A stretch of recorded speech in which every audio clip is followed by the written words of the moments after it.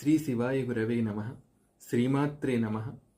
సౌందర్యలహరిలోని 6వ శ్లోకం. ధనుఃపౌష్పం మౌర్వి మధుకరమయీ పంచవిశిఖ వసంతస్సామంతో మలయమరుదాయో ధనరథ తథాప్యేకః సర్వం హిమగిరిసుతే కామపి కృపాం అపాంగాత్తే లబ్ధ్వా జగదిదమనంగో విజయతే. ఈ శ్లోకంలోని భావం చాలా చిత్రంగా ఉంటుంది.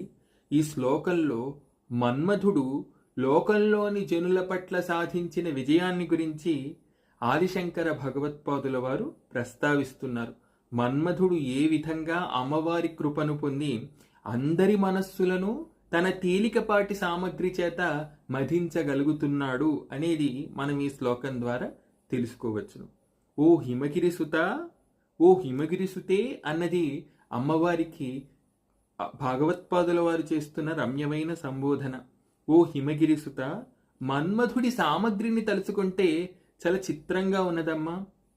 ఆయనకు గల ధనుస్సు అతి తేలికైన పువ్వుల చేత చేయబడింది.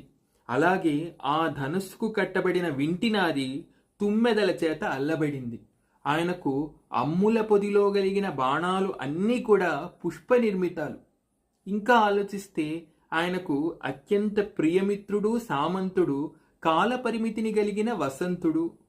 ఇక ఆయన బయలుదేరే యుద్ధ రథం ఏదైతే ఉందో అది అటు ఇటు చెలించి ఏనాడు నిలకడనెరుగని పిల్లగాలి తెమ్మెర. ఇటువంటి పరిమితులు కలిగిన మన్మధుడు సైతం ఈ లోకంలోని అందరి మనస్సులను మధింపగలుగుతున్నాడంటే దానికి కారణం ఒక్కటే.